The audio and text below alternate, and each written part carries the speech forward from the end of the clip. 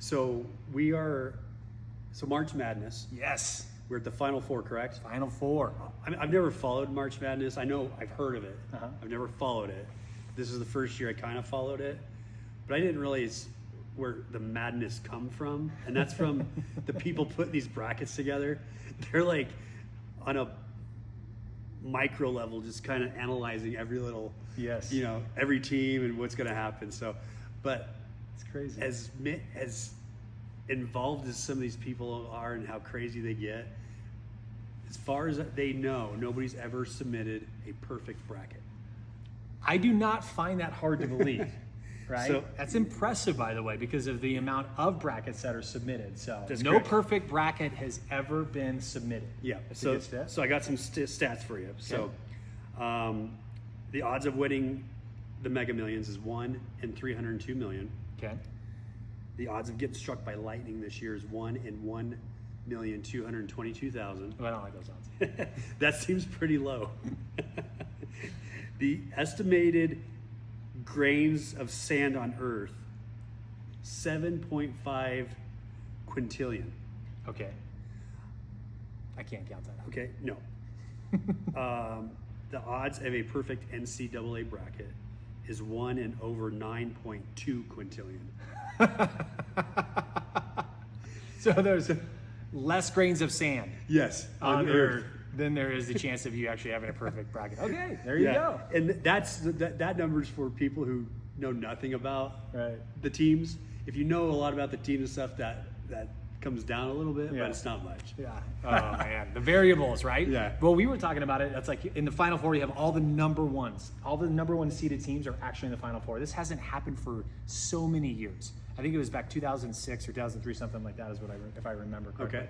So it's been that long since all of the number ones actually made it to the I Final didn't even know Four. that, so I know it's thanks for telling crazy, me. crazy stuff out there. But it is madness. It is awesome. It is a lot of fun. Obviously, we got that coming up this weekend. We've got the Masters coming up, which we always love watching the Masters because it's beautiful green, the best manicured golf course you can ever find. And then we've got baseball season. So Baseball's lots starting of good things are coming up, man. It is good to be springtime in the Rockies. It's great, yeah. So.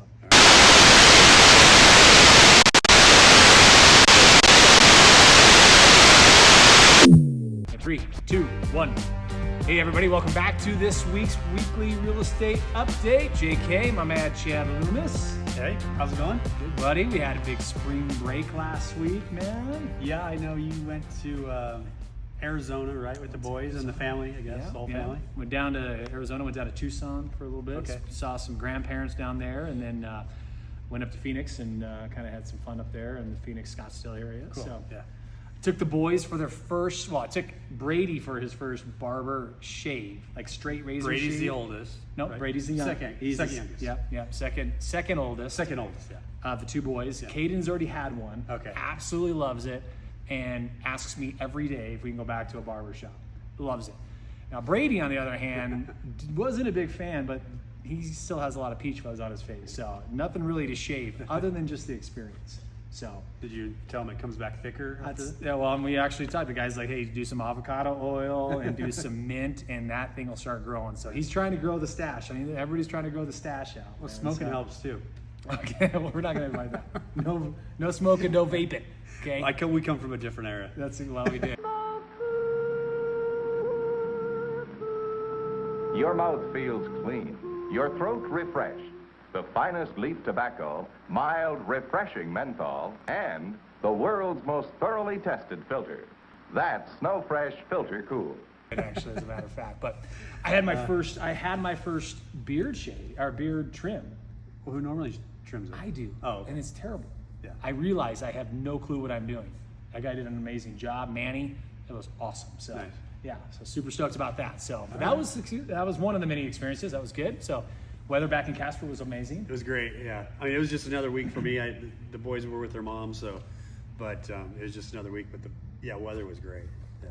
It is awesome to see the grass starting to turn green. I mean, I kind of like the rain nowadays, man. It is I don't mind really it. nice, man. I love this. Like we're getting into the spring months, and we're starting to see that the trees starting to bloom just a little bit, not much at all, but getting there. So speaking of blooming, The real estate market is blooming. We're going to talk about the local market, and I'm going to switch it up a little bit and talk about commercial, kind of like what's going across the country, so you kind of can have an idea of like, hey, what's happening in bigger commercial buildings. So, you want to go local first? Let's go national. National first. Okay, here we go. So, interesting things happening on the commercial side of things. Obviously, now that we're on the post-COVID, we've been out of COVID longer than we were actually in COVID. Right.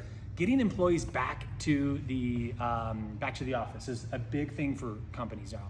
And if you think about like the hundreds of millions of square feet that are out there that employed people and office people, they're starting to get back to they're starting to get back to the office, but they're changing things up now. The traditional office space is not what it used to be. Really cool things are happening, right? You're starting to see gyms being built inside these mega big complexes. You're starting to see a lot of coffee shops, a lot of eateries.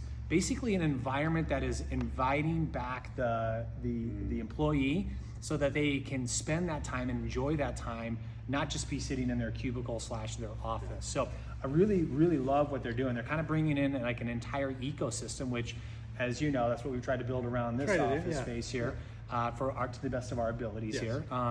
And try to create an environment where people want to show up for work, like that kind of that safe haven. So really love this trend. It's really starting to take storm across the country, and you're going to start to see this. So if you go some big metropolitan areas, you're going to notice a lot of construction in these bigger offices, and that's exactly what they're bringing in. They're losing office space, but they're gaining the retention of the employee because they love showing up to work. So really cool stuff. That's cool. Yeah. So there you go. Nationally, that's what's happening. We're starting to do that locally as well too. Obviously, like I said, we've tried to do that with this office here, and we're going to continue to do that. So very excited that we're on the trend. So locally, the pending sales jumped 10 over the last 2 weeks. We're up to 170 overall. The big chain, or the sector that had the biggest increase was the 215 to 315 range, and the one that had a decrease was actually the 315 to 5. So those are the big, whatever there, I don't know. So do you think that like on that 315 and 515, do you think that was just because of lack of inventory or options? So the ones that actually were under contract, they sold, and then they just didn't have any inventory in that area? It's possible that, there's not enough inventory to replace what's closed. But that 500 plus range also has not changed at all. We're at 22 pending sales. We've been like that number for a while. Yeah. So I know the upper end is moving. It's just probably not as fast as that lower end. So Yeah. We were actually just talking to our office up in Sheridan this morning. We were talking about just like average days on the market. We got about 80 days average on the market here in Casper. 54 up in Sheridan. Yeah, dude, there's killing it up there. Yes, it is busy as heck up in the Sheridan market, and then also in the Buffalo market as well too. So I would just say generally overall across Wyoming, we're really feeling a very good market right now. Yeah. So love to see that. We're getting into spring. We always get that boost into spring, and we have a lot of optimism going into 2025 about what the market's going to look like. So it is. Got it? All right. Well, that's what we got for you. Had a lot of information for you today. Hope you guys have an awesome week, and we will definitely be seeing you on the next episode.